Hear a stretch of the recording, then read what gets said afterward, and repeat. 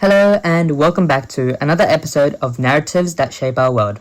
I am Hasnain Nabiaz and today we are unpacking a film that claims to be about the Iranian hostage crisis. But let's be honest, it's definitely not just about that.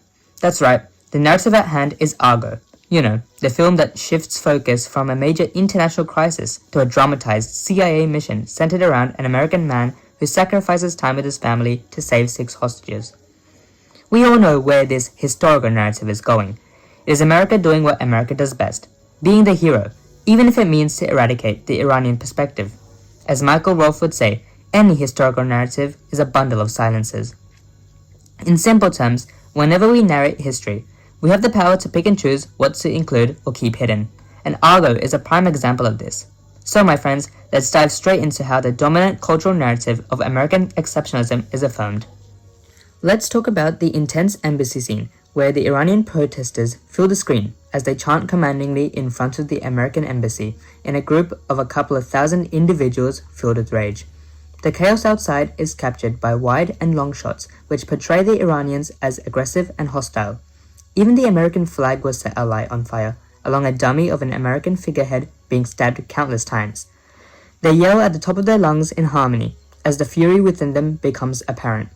Another crucial element is the erratic camera movements, heightening the chaotic, wild, and out-of-control nature of the thousands of Iranians who bash and crash their way into the embassy. Contrast that to how the American workers inside the embassy are introduced. That's right, just normal civilians working in a civil manner. Then boom, the Iranian rioters made their way into the embassy. Close-ups pop up one after another to outline the fear and terror on the faces of the Americans. The sheer panic and stress is recognized through their facial expressions as they try to come up with a plan to avoid the protesters.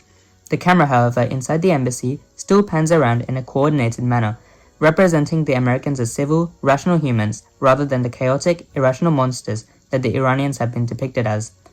So what do you take in from the movie opener? Well, credit goes to Ben Affleck because he knew what he was doing. Within the opening minutes, Affleck has incorporated a very real human emotion of fear and tension, presenting the Iranians to be the bad guys, while Tony Mendez, the hero, has the audience's support to make it out alive of Iran with the hostages. Now onto the airport scene, the final moment of escape which involves utter mayhem.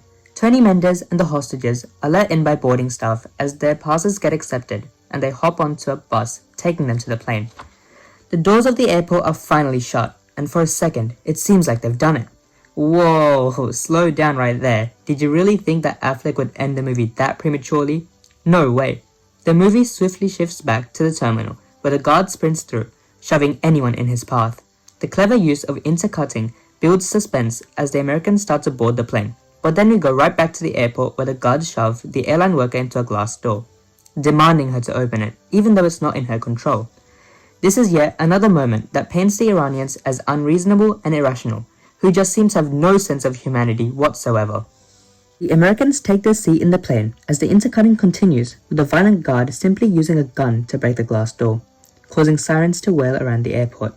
Even air traffic control is part of the intercutting as the commander clears the plane for takeoff.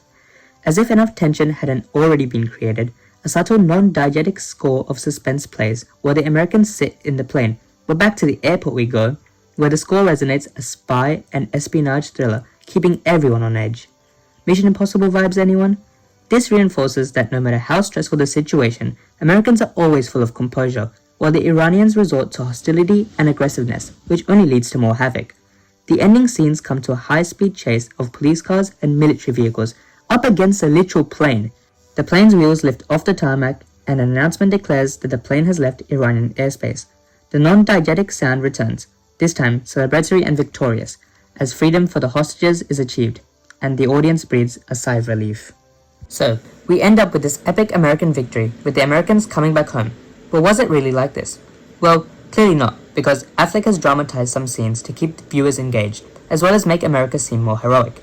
The Iranians are simply just havoc-causing obstacles in this narrative, which was done on purpose to ensure that the audience roots for the good guys, which is Tony Mendez and the hostages. This is why Michael Rolfe's quote is so vital in understanding that the Iranian perspective was completely eradicated, just to make America the hero. We don't even get subtitles when the Iranians speak in their language, portraying that what the Iranians say really don't have much value, even though they shout and yell for like 50% of this movie. There simply is no understanding of what they say, so only the dialogue of the Americans matter. There really is just a bundle of silences that shut out the Iranian perspective in this film. And on that note, this concludes another episode on the Narratives That Shape Our World podcast. This was a tale of Argo and how big of a role the dominant cultural narrative of American exceptionalism has played in the film to ensure that the Americans are seen as calm, civil heroes, while the Iranians are portrayed to be barbaric, aggressive, and hostile in nature. Thanks for tuning in. I'll catch you in the next episode.